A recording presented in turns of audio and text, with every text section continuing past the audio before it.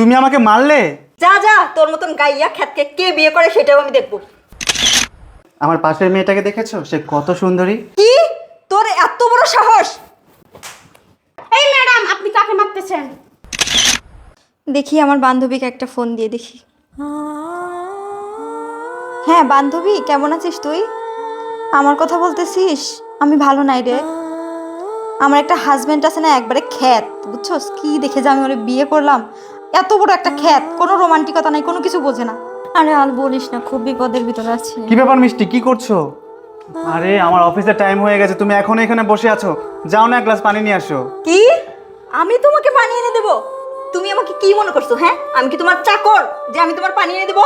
তুমি যাও, নিজে পানি নিয়ে খাও। আরে তুমি এসব কি বলছো বলো তো? তুমি আমার ওয়াইফ, চাকরানি কেন হতে যাবে? তুমি আমাকে পানি এনে দিবে না তো কাকে পানি এনে দেবে? কি বললি তুই? তোর এত বড় সাহস, তুই আমাকে পানি আনতে বলিস না? যা, নিজে পানি নিয়ে খা। কি ব্যাপার মিষ্টি, তুমি আমাকে মারলে? ও, তোমাকে মারবো না তো কি চুমু দেবো তোমাকে? থামো মিষ্টি, একজন হাজবেন্ডের সাথে কিভাবে ব্যবহার করতে হয় সেটা তুমি ভালোভাবে শিখোনি। তোমাদের মতো মেয়েদের জন্য না সংসারে অশান্তি হয়, আর ছেলেরা দ্বিতীয় অপশনের কথা ভাবে, বুঝেছো? কি? তুমি দ্বিতীয় অপশনের কথা বলছো? আমার মতো মেয়ে বলেই তোমাকে বিয়ে করেছে। অন্য কোনো মেয়ে হলে তোমাকে জীবনও বিয়ে করতো না, তোমার মতো এরকম গাইয়া খ্যাতকে। ও আচ্ছা, তাই না? আমি আজকের মধ্যে বিয়ে করে দেখাবো যে আমাকে কেউ বিয়ে করে কিনা। যা যা, তোর মতন গাইয়া খ্যাতকে কে বিয়ে করে সেটাও আমি দেখবো। দেখ, ওকে নিয়ে তো থাকা মুডটা একবার নষ্ট করে দিল। আসো আসো, ভিতরে আসো। আরে তোমার মুখ দেখে মনে হচ্ছে তুমি নার্ভাস। একদম নার্ভাস ফিল করো না, আমি তো আছি। আসো ভিতরে আসো।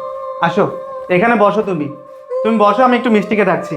এই মিষ্টি, মিষ্টি। হ্যাপি, তুমি কোনো টেনশন করো না, আমি তো আছি তোমার সাথে। দেখো, আমার কিন্তু খুব ভয় লাগতেছে।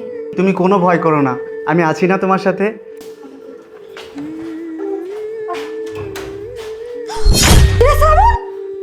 এই, তোমার পাশে মেয়েটাকে?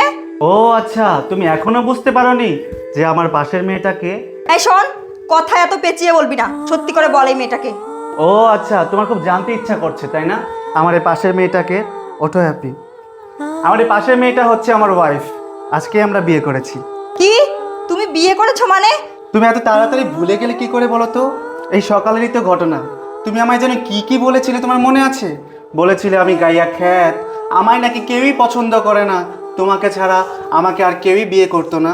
আমার পাশের মেয়েটাকে দেখেছো? সে কত সুন্দরী। সেই মেয়েটা আমাকে আজকে বিয়ে করেছে। আমি ওকে বিয়ে করে এখানে নিয়ে এসেছি শুধুমাত্র তোমাকে দেখানোর জন্য যে অন্য মেয়েরাও আমাকে বিয়ে করবে। আমি গাইয়া খ্যাত না, আর আমি অযোগ্য না।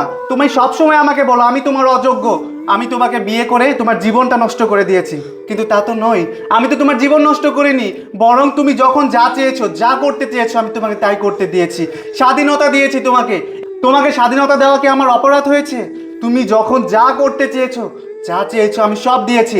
আমার নামে আমি একটা ব্যাংক ব্যালেন্সও করিনি, অথচ তোমার নামে আমি দুটো ব্যাংক অ্যাকাউন্ট করে দিয়েছি। কেন জানো?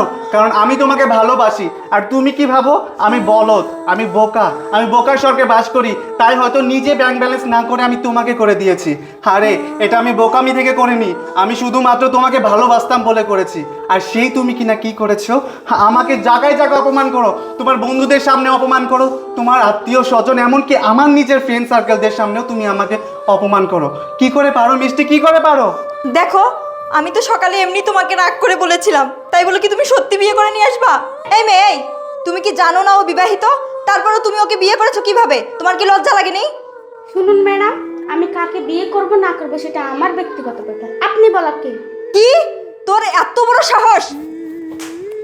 এই ম্যাডাম, আপনি কাকে মারতেছেন? আমি চাইলে আপনাকে একটা মারতে পারি, কিন্তু মারলাম না। শ্রাবণ, একটা মেয়ে তোমার সামনে আমাকে মারতে চাইলো, আর তুমি কিছুই বললে না? আমার আসলে কিছুই বলার নেই। এখন তোমার খুব আত্মসম্মানে লাগছে তাই না? যখন তুমি তোমার হাজবেন্ডকে মানুষের সামনে অপমান করো তখন তোমার আত্মসম্মানে লাগে না, এখন লাগছে। শ্রাবণ, আমি আসলে তোমার সাথে অনেক অন্যায় অত্যাচার করেছি। প্লিজ তুমি আমাকে ক্ষমা করে দাও। আমি তোমার সাথে আর কোনোদিনও এরকম ব্যবহার করব না। তুমি এই মেয়েটাকে প্লিজ বের করে দাও। আমি এটা আর সহ্য করতে পারছি না। প্লিজ তুমি বের করে দাও ওকে। ও আচ্ছা, তুমি যে ভুল করেছো সেটা তুমি এতক্ষণে বুঝতে পেরেছো তাই না? আচ্ছা ভাইয়া, তুমি সত্যি কথাটা বলে দাও না। কি ভাইয়া মানে? হ্যাঁ ভাইয়া।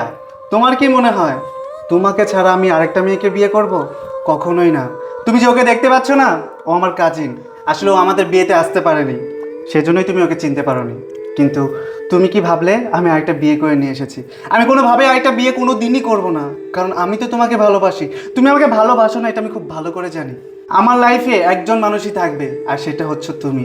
তোমাকে ছাড়া আমি আরেকটা অপশনের কথা কোনোভাবেই ভাবতে পারি না। আসলে তুমি আমাকে সকালবেলা অনেক অপমান করেছিলে, তো সেটা আমার আত্মসম্মানে লেগেছে। আমি ভেবেছিলাম হয়তো তোমাকে একটা শিক্ষা দেওয়া উচিত, তা না হলে তুমি মানুষ হবে না। তুমি সবসময় বলো আমি তোমার অযোগ্য, কিন্তু আমি তোমার অযোগ্য নই। আমি তোমাকে ভালোবাসি। আসলে তুমি আমার ভালোবাসাটাকে দুর্বলতা ভেবে তুমি আমাকে সবসময় অযোগ্য ভাবো, কিন্তু আমি অযোগ্য নই মিষ্টি। আমি তোমাকে সত্যি অনেক ভালোবাসি। আসলে কি বলবো বলো তো, আমি আসলে ভয় পেয়ে গিয়েছিলাম। আর ভালোই হয়েছে তোমরা এরকম অভিনয় করেছো। তোমাদেরকে অনেক ধন্যবাদ আমার এই ভুলটা ভাঙিয়ে দেওয়ার জন্য। শ্রাবণ, তুমি আমাকে প্লিজ ক্ষমা করে দিও।